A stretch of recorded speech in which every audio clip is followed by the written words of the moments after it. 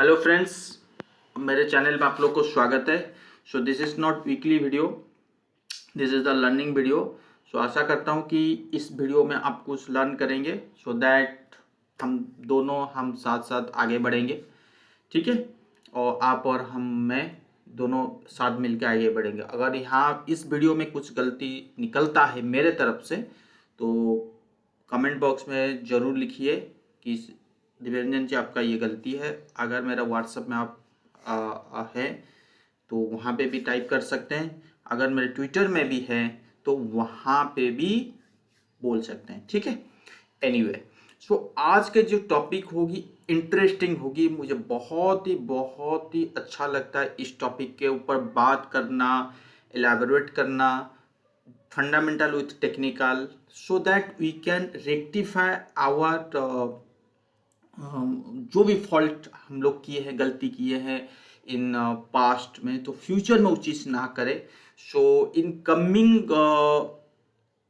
Coming correction so we can survive, and in coming teji या uptrend will get so much of profit.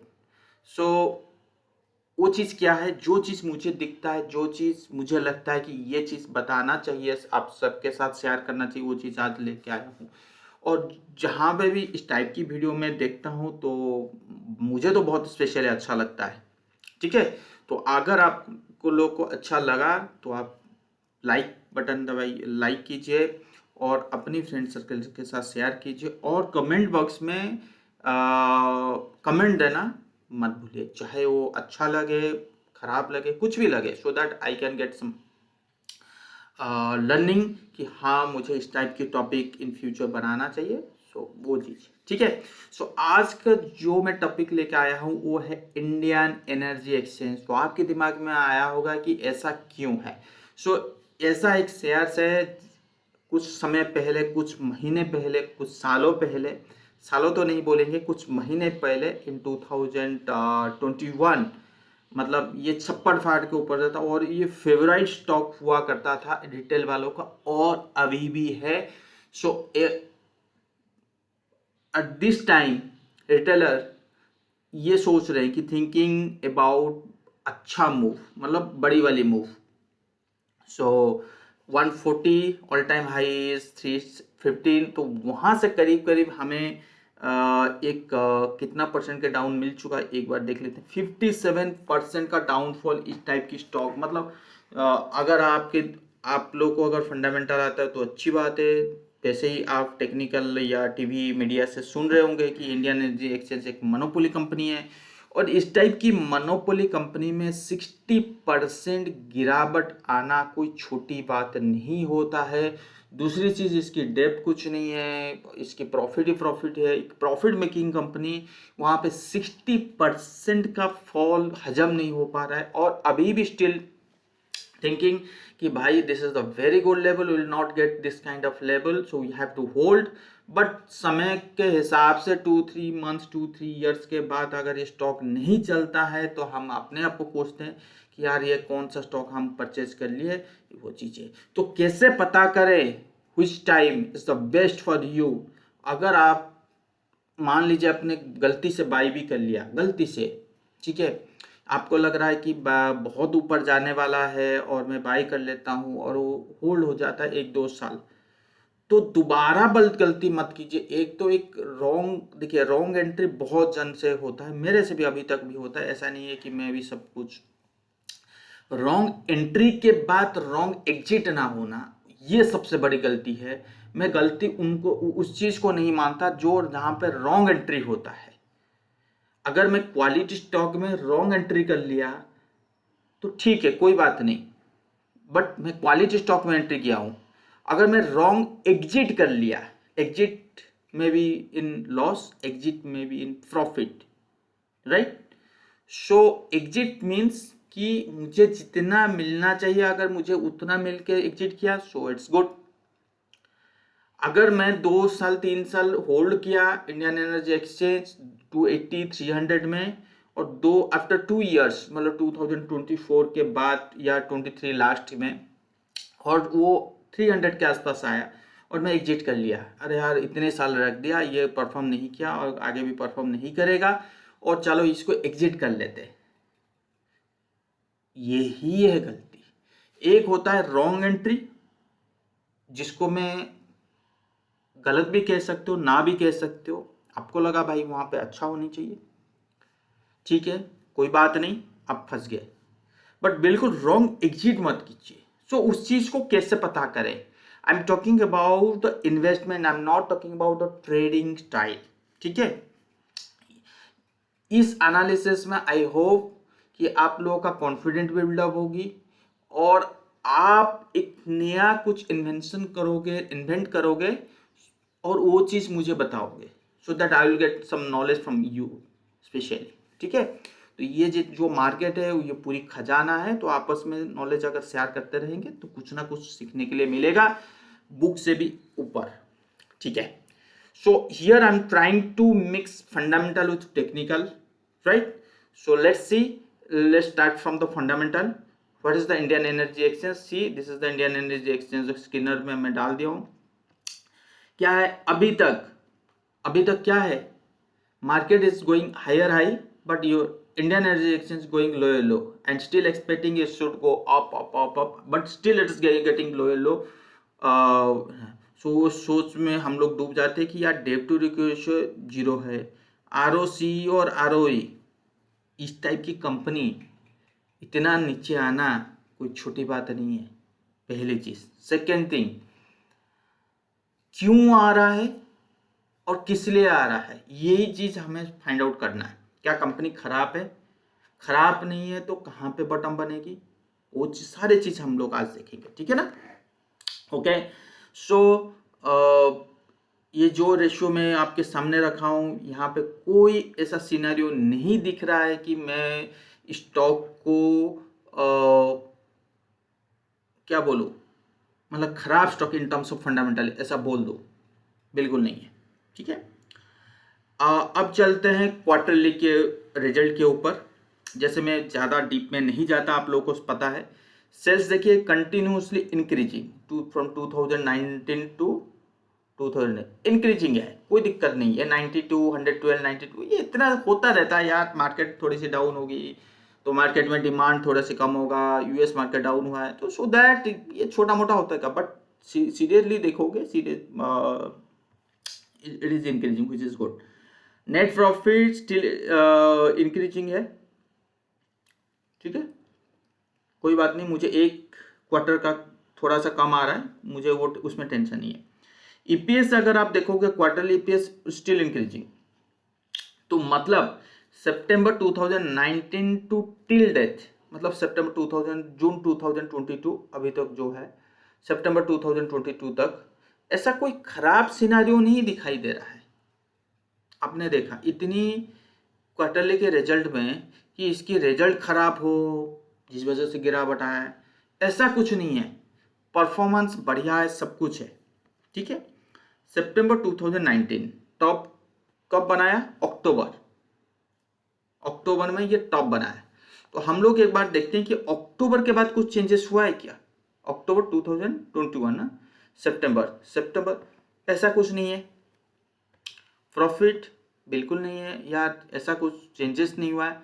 Sales में नहीं, तो इसका मतलब ये जो फॉल है वो मार्केट की वजह से फॉल है, ये फंडामेंटल के वजह से फॉल नहीं है। मार्केट में प्रॉफिट बुकिंग आता रहता है, बाय सेलिंग चलता रहता है, जिस वजह से ये है। बट इन टर्म फंडामेंटल ऐसा कोई सिचुएशन मुझे नहीं दिख रहा है कि यहाँ पे हमें बेच के लॉस में बेच के निकल जाना चाहिए क्योंकि ये बैंकरप्ट होने वाला है, या इसमें दमदार है ही नहीं, या भेल जैसे कंपनी बनने वाला है, सुजुलन जैसे कंपनी बनने वाला, ऐसा कोई सिनारियो नहीं दिख रहा। और ये जो क्वार्टरली रिजल्ट दिखा रहे हैं छप्पड़ फाड़ के दिखा रहे हैं, तो सो दैट मीन्स हमें कॉन्फिडेंट है मतलब आने वाले टाइम पे, आने वाले सालों में, महीने में ये बढ़िया परफॉर्म करेगा, ये जो आपके सामने क्वार्टर के रिजल्ट है, ठीक है। अब आ जाता हूँ ये 1 ईयर का रिजल्ट। ये क्या है? 1 ईयर का मतलब ईयरली का रिजल्ट। तो अगर आप देखोगे यहाँ से 2011 से और 2022 तक, मतलब ईपीएस की जो परफॉर्मेंस है वो क्या मैं बोलूँ, और यहाँ पे देखो ये कितना गुना बढ़ा, ये देखिए 0.23 है, यहाँ पे 3.37 है, मतलब करीब करीब 3.37 डिवाइड बाय 0.23, तो करीब करीब 14 टाइम्स ईपीएस यहाँ पे शो कर रहा है। तो नेट प्रॉफिट वो भी है, मतलब यहाँ पे भी इस साल में भी देखोगे, ईयरली देखोगे तो वहाँ पे भी कोई नुकसान नहीं है। कंपाउंड सेल्स ग्रोथ, वाव, कंपाउंड प्रॉफिट ग्रोथ बहुत बढ़िया है, सब बढ़िया है। कंपाउंड प्रॉफिट ग्रोथ, और यहाँ पे सीजीआर का जो स्टॉक प्राइस के बेसिस पे है वो चीज़ नहीं देखेंगे। रिटर्न ऑन इक्विटी बहुत अच्छा है, और ये भी जो कंपाउंडिंग जो है सेल्स और प्रॉफिट ग्रोथ एकदम एक्सलेंट है, उसमें कोई कंपैरिजन मतलब वो नहीं करना है हमें, ठीक है। सो मार्च यहाँ पे देखिए, यहाँ पे ऐसा कोई कम नहीं हुआ है, आरओसी आरओई बहुत अच्छी बात है। और यहाँ पे अगर एक चीज़ अगर आप देखोगे शेयर होल्डिंग पैटर्न में, तो एफआई का जो फिगर है वो करीब करीब कम हो चुकी है, और रिटेलर वालों का जो फिगर है पब्लिक, इनका जो पार्टिसिपेंट है वो बढ़ रहा है। पब्लिक का पार्टिसिपेंट बढ़ रहा है इसलिए कि इंडियन एनर्जी एक्सचेंज बहुत अच्छी कंपनी है, जैसे मैंने कहा, तो लोग भी ऐसे समझ रहे हैं। आई एम ऑल्सो रिटेलर, सो हमें ये मानना है कि यहाँ से मार्केट बहुत सस्ते दाम पे मिल रहा है और हमें बाई कर लेना चाहिए। ये तो अच्छी बात है, हम कर लेते हैं। बट जो ये तो फर्स्ट स्टेप हो गया, सेकेंड स्टेप ये होता है, मान लो कि आपने आईटीसी बाई किया 200 में और वो चला ही नहीं, मार्केट चलता ही गया। आपके सामने रियल एग्जांपल देता हूँ, और आईटीसी मूव ही नहीं कर रहा है, तो आप क्या करोगे यार? इससे बात बढ़िया है तो ये वाला स्टॉक में कहीं नवीन फ्लोरिन में फंसा देता पैसा, दीपक नाइट्रेट कहीं पैसा लगा देता, वो तो मुझे 2 गुना 4 गुना पैसा बना के दे देता। तो क्यों करूं मैं आईटीसी को होल्ड? तो क्या करोगे आप? जो असली खेल होता है ना, जो मैं हमेशा कहता हूं, पेशेंस, सिट टाइट। अगर अपने स्टॉक अच्छे लेवल पे और अच्छी स्टॉक बाई किए हैं, जैसे यहाँ पे आप देख रहे हो कंटिन्यूसली पब्लिक पार्टिसिपेंट बढ़ रहा है, दिसंबर 2021 से कंटिन्यूसली बढ़ रहा है 50-60%। That means public every fall में वो बाय कर रहे हैं कि और ये बढ़ेगा बढ़ेगा बढ़ेगा, कहाँ तक? 300-400 तक तो मिनिमम आना ही है। तो मतलब मेरा प्रॉफिट मेरे पॉकेट में है ही है। बट वो चीज़ कब लूज हो जाता है? जैसे जैसे टाइम बीतता जा रहा है, जैसे जैसे वो स्टॉक प्राइस मूवमेंट होता ही नहीं है और वहीं पे पड़ा रहता है, उसी टाइम आप क्या करोगे? Exit with minimum loss, cost to cost, या हेवी लॉस में एग्जिट करोगे। अब पेशेंस नहीं देता है, नहीं यार ये कंपनी बढ़िया नहीं है, ये नहीं है, वो नहीं है, सब कोई कह रहे थे कंपनी बढ़िया है, 2 महीने हो गया, 1 साल हो गया इसको होल्ड करते हुए, रिटर्न बिल्कुल नहीं, 10-15% का रिटर्न है या 20% का माइनस दिखा रहा है पोर्टफोलियो में, तो एग्जिट करो। यही होता है गलती आपकी। आपको पता है जब पब्लिक पार्टिसिपेट ज़्यादा बढ़ जाता है तो मार्केट में वो स्टॉक मूव नहीं करता, लगता है कि मूव कर रहा है बट मूव नहीं करता, नंबर 1। और आपकी बाइंग प्राइस कहाँ है? हायर लेवल में। तो इस पोजीशन में हमें करना क्या चाहिए? ओके, यहां तक तो आपको समझ में आ गया। ओके, सेकेंड, यहां पे देखिए इंडियन एनर्जी एक्सचेंज की जो प्राइस रैली किया वो है 2020 में, राइट? इससे पहले वो इसने एक बड़ी वाली कंसोलिडेशन में चल जा गया था, अक्टूबर 2017 टू 2020 तक एक अच्छा वाला कंसोलिडेशन में गया था, 3 साल तक कंसोलिडेशन में था, और 2020 में 52 मान लीजिए कि 50 के आसपास था, और वहीं से ये 300 आके पहुंच गया, जो करीब करीब 6 टाइम्स का रिटर्न आपको मिल गया with in 1 year, with in 1.5 years के अंदर, ठीक है ना? अब हमें ये देखना है कि ये 2020 मतलब ये था, ठीक है। इससे पहले इनकी पार्टिसिपेंट क्या थी, जो शेयर होल्डिंग पैटर्न का पार्टिसिपेंट, देखिए एफआई का क्या था 30, डीआई का क्या था 30, मतलब 60, दोनों को मिलाओगे तो 60, और जो पब्लिक का था तो करीब करीब उनकी आधा होता है 30 और 40। तो जब ये रेशियो रहता है तो इसका मतलब पब्लिक उन एफआई और डीआई से ज़्यादा बाई नहीं करके बैठे हुए हैं, कम बाई करके बैठे हुए हैं। तो अब ये टाइम आ गया कि इसको बढ़ाना। अब देखिए बढ़ता गया, ये देखिए 34 को मेंटेन करता गया, ये दोनों ये दोनों अपने आप को 60 मेंटेन करते गए, ये 30 35 इसको मेंटेन करते गए और ये अपनी रेशियो को कम किए, जैसे जैसे मार्केट गिरा ये अपनी रेशियो को कम किए और ये अपनी रेशियो को बढ़ा लिए दिसंबर 2021। और वो चीज़ कब थी, टॉप में। और पब्लिक सबसे ज़्यादा बाई कहाँ पे करते हैं, जहाँ पे फोमो होता है, ये तो आप सबको पता है। तो कहने का मतलब है अब ये दोनों को मिला के ये 60 है, तो जब तक ये 30 ना हो और इन दोनों को मिला के 60 ना हो तब तक ये बढ़ने वाला नहीं है। एक तो ये एक रफली आइडिया मिलता है। देखिए ये चीज़ कहीं बुक में नहीं लिखा हुआ है, ठीक है। मैं ये नहीं बोल रहा हूँ ये 100% टू 100% परफेक्ट काम करेगा, ऐसा बिल्कुल नहीं है। कुछ कुछ स्टॉक में भी उसमें अलग एनालिसिस होता है, बट आपको ये एफआई शेयर होल्डिंग की पैटर्न देखनी है कि यहाँ पे पब्लिक पार्टिसिपेंट का कितना है, 60 है। जब उसने बढ़ना शुरू किया वहां पे कितना था, तो इसका मतलब जब पब्लिक पार्टिसिपेंट 30 के 40 के आसपास आ जाएगा तब स्लोली बढ़ना चालू होगा। ये होल्डिंग पैटर्न से पता लग रहा है। तो ये एक बेसिक क्राइटेरिया आपको याद रखना है, ठीक है। ये तो हो गए फंडामेंटल। सो फंडामेंटल सेइंग कि भाई मुझे यहाँ पे कुछ डरना नहीं है, और मुझे जो तेजी मिला वो मिला 2020 में, और जो आईपीओ लिस्ट हुआ वो हुआ अक्टूबर 2017 में। उसके बाद एक 54 ऊपर जाने के बाद नीचे भी आ गया, 37 आ गया, फिर ऊपर गया, फिर नीचे आ गया, और ऐसे करते करते 3 साल गुजर गया। ओके, अब इन्हीं तीन ही सालों में यहाँ पे देखिए मार्च 2011 से लेके 2020 तक है, हम यहाँ इतना ही लेंगे, इतना ही डाटा देखिए। इतना अगर आप डाटा देखोगे, इस डाटे में मार्च 2020 से और 11 तक बढ़िया परफॉर्मेंस, एकदम छप्पड़ फाड़ के परफॉर्मेंस, कोई खराबी नहीं है कि, बट परफॉर्म क्या हो रहा था, कर रहा था, स्टॉक लो बना रहा था। इन 3 साल में वो ऊपर ही जा ही नहीं रहा था। अगर आपने आईपीओ इस लेवल पे बाई किए, जनरली क्या होता है 2-3 महीने के बाद बाई करते हैं 58, अब लगा कि आपको ऊपर जा रहा है, बट नीचे आ गया 37, फिर लग रहा है कि ऊपर जा रहा है 62 आया, फिर आ गया नीचे, ठीक है ना। तो कुल मिला के ये जो पार्ट है, इस पार्ट को मैं ले लेता हूं एक कंसोलिडेशन पार्ट। इस कंसोलिडेशन पार्ट में मार्केट इसको रिस्पेक्ट नहीं दे रहा था, ठीक है।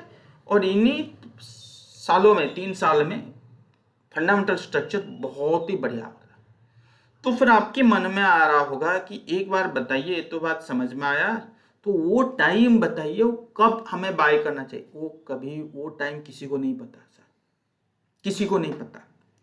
बट एक दो लाइन है जिस वजह से आप एक आइडिया जनरेट कर सकते हो। अगर आपके पास है स्टॉक इस लेवल पे, लेट से आपने 50 लेवल पे बाई करके बैठे हुए हैं, 50 है, कितना है, एक मिनट, 58, राइट। आपने 58 में बाई करके बैठे हुए हैं।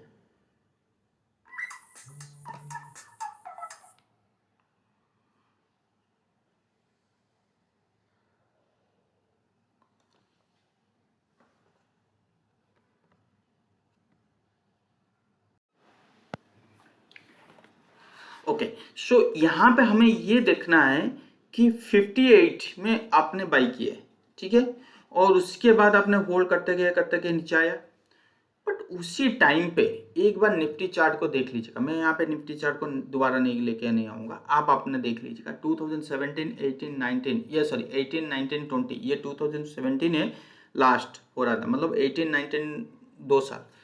2018, 19 का जो माहौल था वो एक करेक्शन फेज था निफ्टी का, या इसको कंसोलिडेशन फेज कह सकते हो। बुल फेज नहीं था, डिस्ट्रीब्यूशन पैटर्न था, या एक करेक्शन फेज था। करेक्शन फेज मतलब बहुत सारे मिड कैप स्मॉल कैप में करेक्शन आ रहा था, कुछ ब्लू चिप कंपनी के वजह से, कुछ फ्रंटलाइन स्टॉक के वजह से निफ्टी ऊपर था, बट इससे प्योरली डिस्ट्रीब्यूशन फैक्टर था, ठीक है, जिस वजह से हमें एक ऊपर हायर हाई नहीं मिल रहा था। लग रहा था कि हम ऊपर और जाएंगे, बट 2020 में करेक्शन आ गया। जब आप फंस गए और 2 साल हो गया, 2019 तक हो गए या 2020 तक हो गए, तो आपको क्या दिखने के लिए मिला कि Nifty is in a consolidation, so Nifty is in distribution phase और in a correction phase. So that means अगर जिस दिन निफ्टी बुल में आएगा, जैसे 2020 में बुल फेज में आ गया, उस टाइम पे ये स्टॉक परफॉर्म करना चाहिए। नो डाउट कि स्टॉक इज मेकिंग लोअर लो, अपने आईपीओ लेवल से नीचे जा रहा है, तो जनरली हमारा टेक्निकल क्या कहता है, अगर आईपीओ लेवल से नीचे जाए तो जनरली आप बाई मत करो, यही है ना, परफेक्ट है, कोई गलत नहीं है।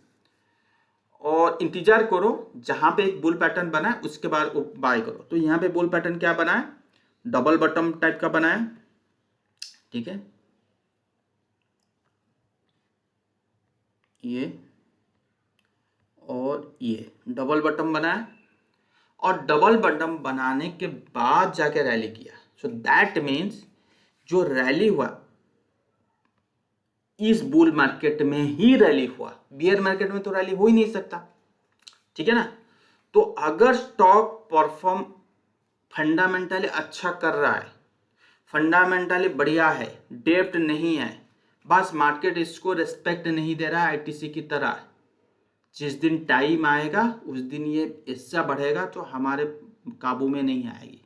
सो we have to wait for the bull market, next bull market. हम बुल मार्केट में एंट्री किए थे, एक डिस्ट्रीब्यूशन फेज में फंस गए और एक करेक्शन फेज बियर मार्केट में फंस गए। तो अगर हमारा फंडामेंटल सही है एनालिसिस, तो हमें बुल मार्केट का इंतजार करना चाहिए, और जो बुल मार्केट आएगी इसमें ये परफॉर्म करना चाहिए। जो चीज आपके सामने दिख रहा है कि आपका 50 है और आपका परफॉर्म किया, और ये हाई कितना था 306 टाइम्स, और आपने बाई किए लेट से 2018, और ये हाई बना है 2021, तो near about 3 years, near about 3 years में 6 टाइम का रिटर्न, मतलब 1 ईयर में 200 पॉइंट का रिटर्न, 200% का रिटर्न। तो जनरल तो मैं बात करता हूँ 25 to 30%, यहाँ पे तो 200 का। तो आपको समझ में आया एग्जिट पॉइंट कहाँ करनी चाहिए, एग्जिट पॉइंट बुल फेज में करनी चाहिए। और जो मलाई आपको नहीं मिला था 2011 to 2020 में, जो फंडामेंटल स्ट्रक्चर में कोई चेंजेस नहीं हुआ था और बढ़िया वाला प्रॉफिट बनाया था, वो चीज बुल मार्केट में मलाई मिलने वाला है, और वी हैव टू वेट। जैसे बुल मार्केट आया ये परफॉर्म किया, समझ में आ गया आपको, और आपने 6 टाइम का रिटर्न बनाया, एग्जिट कर लीजिए। ठीक उसी तरह अभी के अगर स्ट्रक्चर देखोगे तो क्या है, डाउनफॉल है। अगर फंडामेंटल देखोगे बढ़िया है, अभी भी बढ़िया है, कोई खराब नहीं। अब ये बटम कब बनाया, नवंबर 2021। अभी मैं दिखा रहा था कि नवंबर 2021 के बाद ये है ना, यहाँ पे ऐसा कोई स्ट्रक्चर बना कोई दिख नहीं रहा है, नवंबर ना,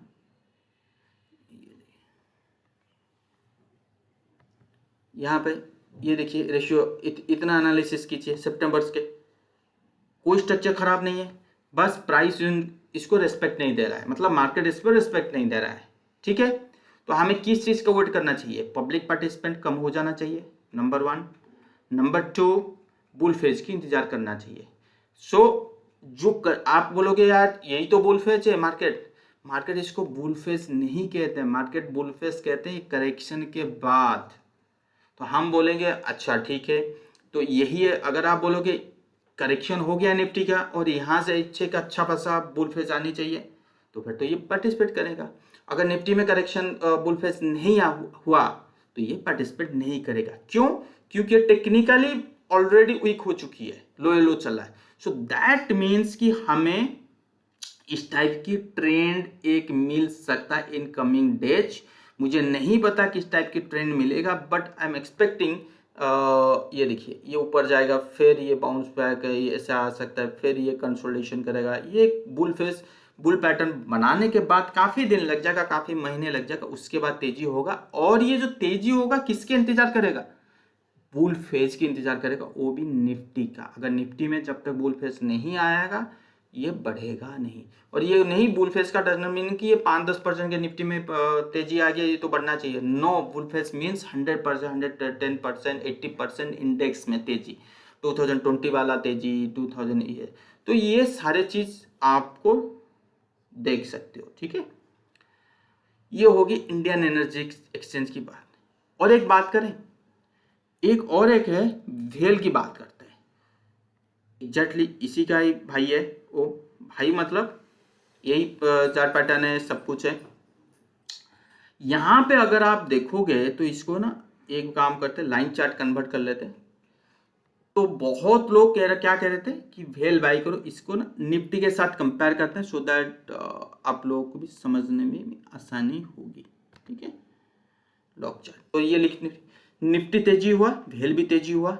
निफ्टी देखिए ये ऑरेंज कलर टाइप है, ब्लू है जो है वेल है, और वेल गिरा निफ्टी गिरा, वेल बढ़ा निफ्टी बढ़ा, दोनों साथ साथ बढ़े, दोनों साथ साथ गिरे। वो था सितंबर 2010 तक।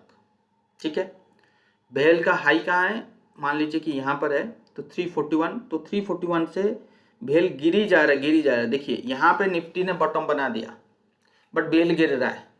ठीक है, आपको लगा कि आपने 340 में बाई किए, राइट, और यहाँ गिर रहा है और निफ्टी ने तेजी हुआ और वेल में भी तेजी हुआ। ठीक है, बट निफ्टी ने ऑल टाइम हाई को क्रॉस कर लिया, बट वेल ने ऑल टाइम हाई को, अपना ऑल टाइम हाई को क्रॉस नहीं किया। So this is the bull phase, याद रखिए ये निफ्टी का बुल फेज था, इस पॉइंट से लेके इस पॉइंट तक। ठीक है, तो आप बोलोगे यार ये बुल फेज कैसे हो गया, ये 3 साल का पीरियड है। ये मंथली चार्ट आपके सामने खोल रखा हूं, ये देखिए 2011, 2012 टू 2015, 3 इयर्स का चार्ट पीरियड है। 3 साल कंटिन्यूसली निफ्टी ने परफॉर्म किया, और ये जो लेवल है 4600 टू 8800, सो नियर अबाउट 100% की करीब रिटर्न है इस फेज में। और वेल ने लो कितना लगाया था, 79 का लो लगाया था, 79 का लो लगाया, और हाई कितना गया 195। तो यहां पे आपको लग रहा होगा कि अरे ये तो बहुत अच्छा रिटर्न मिल गया, पर एक चीज आपको देखना है कि पिछला ऑल टाइम हाई को उसने क्रॉस किया, क्या इसमें कुछ दिक्कत है। So you have to find out through fundamentally. ठीक है, अगस्त 2013 से लेके 15 तक देखते हैं कि 2015 मतलब 2010 से लेके 2015 का एरिया में देखते हैं कि वेल में कुछ हुआ था क्या। वेल में उस टाइम पे हाई डेप्थ वगैरह था, सब कुछ था। ठीक है, जिस वजह से नहीं हुआ। तो एक बार ईयरली चार्ट देख लेते हैं सीधा।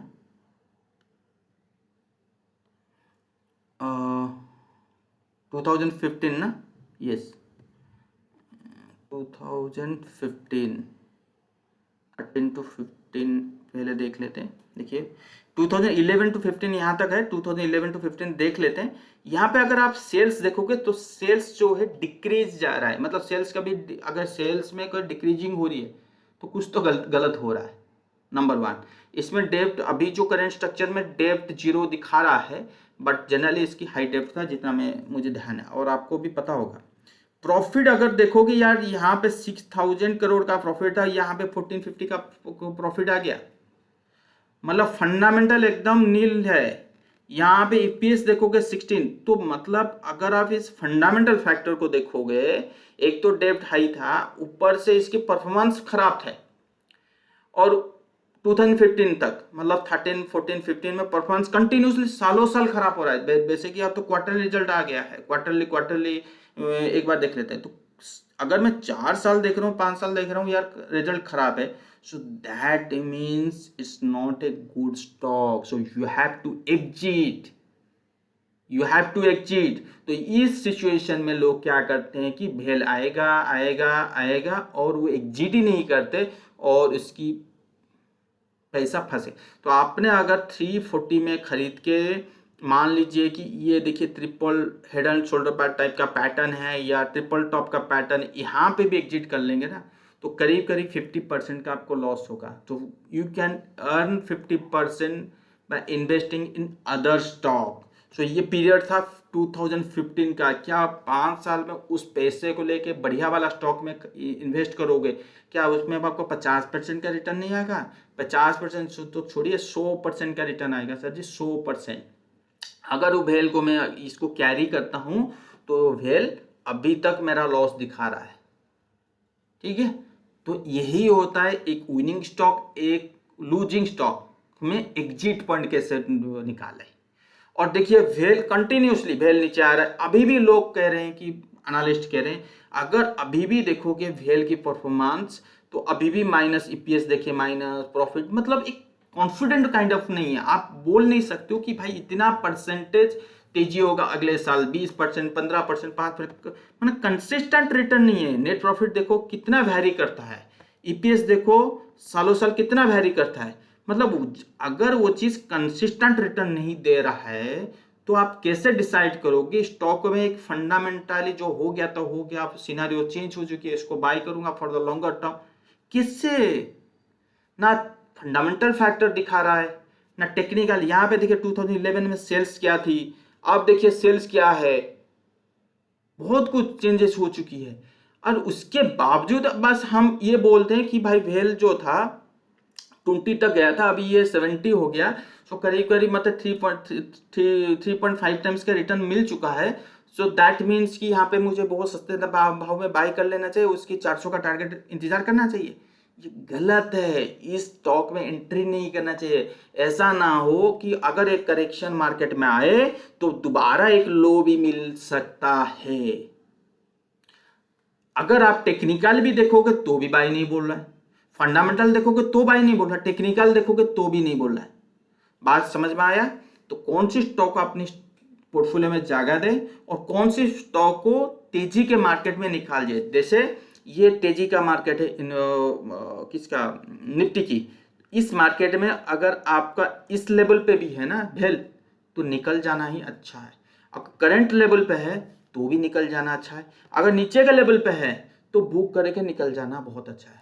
तो मैं तो प्योरली एग्जिट पॉइंट ही बोलूंगा, चाहे 100 आ जाए मुझे कोई फर्क नहीं पड़ने वाला। मैं उन्हीं स्टॉक को जगह दूंगा अपनी पोर्टफोलियो में जो फंडामेंटली अच्छा भी हो और टेक्निकली अच्छा हो। या टेक्निकल तो बिल्कुल नहीं है, अच्छा भी नहीं है कि फंडामेंटल नहीं है, क्यों दूं? चाहे मेरे को प्रॉफिट हो या लॉस हो, बस एग्जिट करना है आंख बंद करके। कचरा स्टॉक को रखना नहीं है पोर्टफोलियो में, उस पैसे को दूसरे अच्छी कंपनी में खरीद के लगा दूंगा तो वो उससे तुरंत प्रॉफिट में निकल के आ जाएगा, ठीक है। भेल और इंडियन एनर्जी एक्सचेंज का मैंने आपको एग्जाम्पल दे दिया। और एक एग्जाम्पल अगर मैं आपको दूं, जो आज के टाइम पे सीडीएसएल, अगर आप सीडीएसएल चार्ट देखोगे तो सीडीएसएल एक प्रॉफिट मेकिंग कंपनी है, जैसे आपको भी पता है मुझे भी पता है। आईपीओ खुला और ये लो बनाया इंडियन एनर्जी एक्सचेंज की तरह। बट जिनको पता है कि इसका जो फंडामेंटल का फैक्टर का जो असली प्रॉफिट है वो अभी तक डिस्काउंट नहीं हुआ है और उस चीज को होल्ड किया इंडियन एनर्जी एक्सचेंज की तरह, गजब का प्रॉफिट है। तो ये जो कंसोलिडेशन होता है, ये जो फर्दर रैली करेंगे, ये जो अगला जो बुल मार्केट आएगा ना उसमें रैली करेंगे। आपको इसमें एक चीज मैं क्लियर कर देना चाहता हूँ, इंडियन एनर्जी एक्सचेंज, सीडीएसएल, इनकी फंडामेंटल देखो कि कोई चेंजेस नहीं है, बढ़िया रिटर्न, बढ़िया प्रॉफिट चल रहा है। बट ये रैली अभी नहीं करेंगे, चाहे 5-10%, 25% का return they they, but rally किसको कहते हैं? 2 time, 3 time, 4 time, that's a mid cap stock, ठीक है ना। सो ये रैली बुल फेज में करेंगे। तो निफ्टी का जो मैं आशा करता हूं कि बुल फेज अभी नहीं होगा, अभी हो सकता है कि 6-7 मंथ्स 8 मंथ्स के बाद एक बुल फेज चालू होगी, तो उसके बाद आप ये रैली करेंगे। तो आपके दिमाग में आएगा अच्छा तो फिर इसको बेच देते हैं। देखो इसकी सलाह भी मैं नहीं दूंगा, अगर आपके पास है इसको होल्ड कीजिए, मेरे पास भी है, मैं इसको होल्ड कर रहा हूँ, कैरी कर रहा हूँ, कैरी फॉरवर्ड कर रहा हूँ, ठीक है। और जैसे ही निफ्टी में बॉटम बनेगा, मतलब एक करेक्शन आएगा, लेट से करेक्शन आया तो अच्छी बात है और थोड़ा बहुत बाय कर लेंगे। लेट से करेक्शन नहीं आया और मैं गलत बढ़ गया कि बुल फेज चालू हुआ और मुझे लगा कि 7 महीने के बाद बुल फेज आएगी और यहीं से बुल फेज चालू हो गया, तो भी मैं प्रॉफिट बनाऊंगा इंडियन एनर्जी एक्सचेंज CDSL। क्यों? क्योंकि मैंने बेचा नहीं है, मैं मार्केट से ऊपर नहीं हूँ, ठीक है। अच्छी स्टॉक को खरीद के रखूंगा अच्छे लेवल पे। बट ऐसा है कि मुझे लग रहा था कि 1 महीने के अंदर ये चालू होगी, बट 1 महीने के अंदर नहीं हुआ। ये 2 साल 3 साल के बाद जब जितना पीरियड ये अपने आप को कंसोलिडेशन करेगा, आपकी रिटर्न उतनी स्पीड से बढ़ता रहेगा। मतलब अगर ये 2023 में चालू हुआ तो आप ऐसे मान के चलो कि नीचे के लेवल से जिसने बाई किया उसको तो 5 टाइम्स का रिटर्न है, ठीक है। तो ये एक बेसिक चीज है, आप सबको समझाया। ऐसा नहीं है CDSL जो है, यहाँ पे देखिए CDSL की डेली चार्ट लेके आता हूँ मैं बिल्कुल नहीं देख रहा हूँ यहाँ पे छप्पड़ फाड़ के ऊपर जाएगा। अगर चला गया बहुत ही अच्छी बात है, ऊपर के लेवल में सोचूंगा छोटा मोटा प्रॉफिट बुक करने के लिए, पर इसको होल्ड तो करूंगा। हो सकता है कि दोबारा इस लेवल के नीचे दिखाई दे, बट इसको मैं होल्ड करूंगा, इंतजार करूंगा निफ्टी में कब बॉटम बनेगा, निफ्टी में कब करेक्शन खत्म होगा।